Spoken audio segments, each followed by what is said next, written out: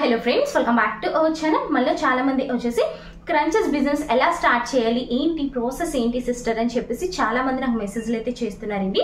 వాళ్ళందరి గురించి అయితే మాత్రం ఈ వీడియో అయితే మాత్రం నేనైతే మాత్రం చేస్తున్నాను.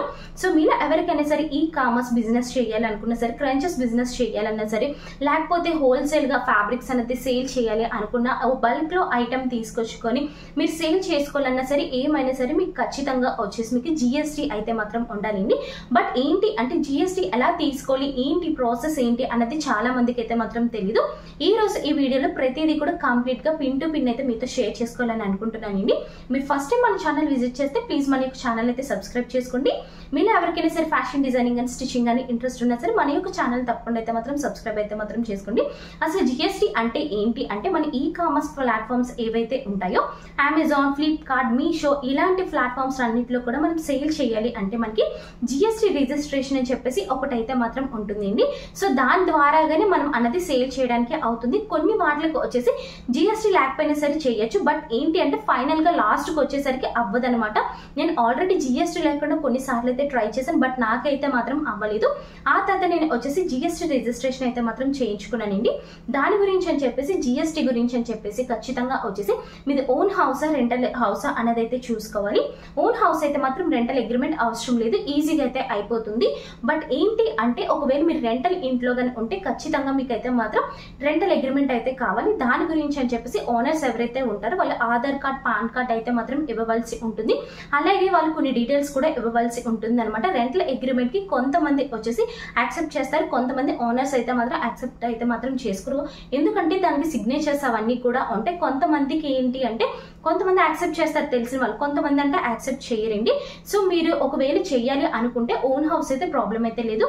ఒకవేళ రెంటల్ హౌస్ అయితే మాత్రం ఖచ్చితంగా మీరు వచ్చేసి ఏదైతే అగ్రిమెంట్ ఉంటుందో అగ్రిమెంట్ తీసుకోవాలి. అగ్రిమెంట్ తీసుకున్న తర్వాత మీరు వచ్చేసి జిఎస్టీ పోర్టల్ అని చెప్పేసి ఒకటి .in అని చెప్పేసి ఒక వెబ్సైట్ ఉంటుంది, అందులోకి అయితే మీరు వెళ్ళాలండి. అందులోకి వెళ్ళిన తర్వాత మీ యొక్క డీటెయిల్స్ అన్ని కూడా ఇవ్వాల్సి ఉంటుంది.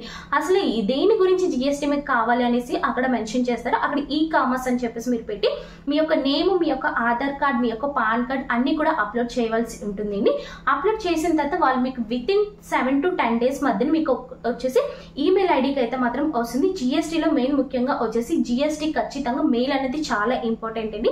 ఖచ్చితంగా ఒకటి మెయిల్ అయితే మెయింటైన్ చేయండి. మీరు ఏదైతే పెడదాం అనుకుంటున్నారో ఆ యొక్క నేమ్ కూడా మీరు పర్ఫెక్ట్ గా అయితే మాత్రం మీరు చూస్ చేసుకోండి. ఒకవేళ తర్వాత మీకు ప్రాబ్లం అయ్యే ఛాన్సెస్ అయితే ఉంటాయి.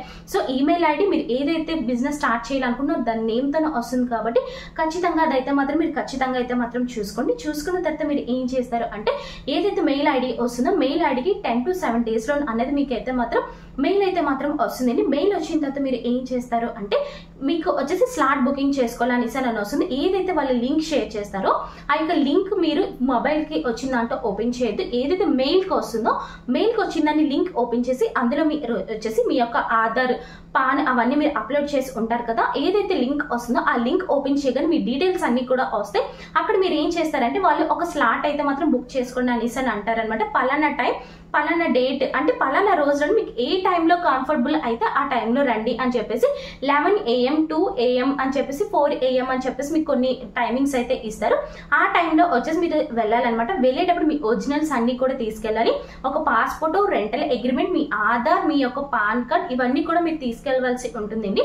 సో అవన్నీ మీరు తీసుకెళ్ళిన తర్వాత మీరు ఏం చేస్తారు అంటే, అక్కడికి వెళ్ళిన తర్వాత మీరు ఏ టైంకి అయితే వెళ్ళారో ఆ టైంకి ఒక ఆఫీసర్ అయితే ఉంటారు. అలాగే అది ఎక్కడికి వెళ్ళాలి అని అనే అడ్రస్ కూడా వాళ్ళైతే మెన్షన్ చేస్తారండి. మాకు ఇక్కడ వైజాగ్ లో వచ్చేసి చిన్నగదుల దగ్గర అయితే జిఎస్టీ ఆఫీస్ అయితే ఉంది. నేనైతే అక్కడే చేయించుకున్నాను. చిన్నగదుల దగ్గర, సింహాచలం దగ్గర అయితే నేను చేయించుకున్నాను. సో అలాగే మీకు కూడా ఒక అడ్రస్ అయితే మాత్రం ఇస్తారు. సో ఆ ఒక అడ్రస్ కి జిఎస్టీ ఆఫీస్ కి అయితే వెళ్ళిన తర్వాత మీరు మీ యొక్క బయోమెట్రిక్ అయితే వేస్తారు. బయోమెట్రిక్ వేసిన తర్వాత మీకు మొత్తం కంప్లీట్ గా అయిపోయిన తర్వాత మీకు ఒక 1 week to 10 days మధ్యలో వచ్చేసి ఒక ఆఫీసర్ అన్నది మీ ఇంటికి అయితే వచ్చి వెరిఫికేషన్ అయితే చేస్తారు. అంటే మీరు నిజంగానే ఈ కామర్స్ బిజినెస్ చేస్తున్నారా లేదా అనేసి. ఒకవేళ చేసినా చేయకపోయినా మీరు ఏంటి అంటే, వాళ్ళు వచ్చేటప్పుడు మీకు ఫస్ట్ వచ్చేసి మీకు కాల్ చేస్తారు. కాల్ చేసేటప్పుడు మీ దగ్గర మిషన్ లేకపోయినా సరే మిషన్ పెట్టేసుకొని, ఫ్యాబ్రిక్స్ లేకపోయినా సరే ఇంట్లో పాత బట్టలని తీసుకొచ్చేసి పెట్టేసుకొని అన్ని ఏంటి అంటే వాళ్ళకి ఏం చెప్పాలంటే మేము ఇలా ఈ కామర్స్ బిజినెస్ చేద్దాం అనుకుంటున్నామండి.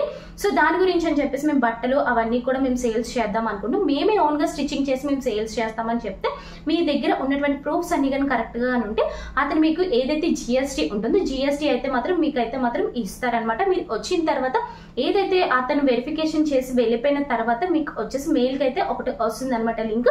సో మీకు వెరిఫికేషన్ అంటే మీ యొక్క డీటెయిల్స్ అన్ని కూడా కరెక్ట్గా కానీ ఉంటే అప్రూవ్ చేస్తారు, లేకపోతే మాత్రం అప్రూవ్ అయితే మాత్రం చేయరండి. సో ఆ తర్వాత వచ్చేసి మీరు ఏదైతే అన్ని డీటెయిల్స్ అన్ని కూడా కరెక్ట్గా ఇచ్చి కరెక్ట్గా కానీ ఉంటే మాత్రం మీకు ఖచ్చితంగా అయితే మాత్రం అయిపోతుంది అనమాట జిఎస్టీ. ఆ జిఎస్టీ వచ్చిన తర్వాత మీరు ఏం చేస్తారంటే మీరు సెల్లర్ అకౌంట్ అంటే ఏదైతే మనకి వస్తుందో అది మనం ఆన్లైన్లో అనేది డౌన్లోడింగ్ అయితే మాత్రం చేసుకోవాలి. చేసుకున్న తర్వాత ఒక లామినేషన్ అయితే మాత్రం చేంజ్ చేసుకున్న తర్వాత ఏదైతే మీకు వచ్చిందో అది పట్టుకొని మీరు అమెజాన్, ఫ్లిప్కార్ట్, మీషో ఎందులోనైతే మీరు సెల్లర్ కింద చేయాలనుకుంటున్నారో అందులో అయితే మాత్రం చేయొచ్చండి. అసలు అందులో కూడా అకౌంట్ ఎలా క్రియేట్ చేసుకోవాలి ఏంటి అనేది కంప్లీట్గా ఒక వీడియో అయితే మాత్రం చేసి అయితే మాత్రం పెడతానండి. ఎటువంటి టెన్షన్స్ అయితే మాత్రం పెట్టుకోవద్దు. నా వరకు అయితే మాత్రం నేనైతే హెల్ప్ అయితే మాత్రం చేస్తాను.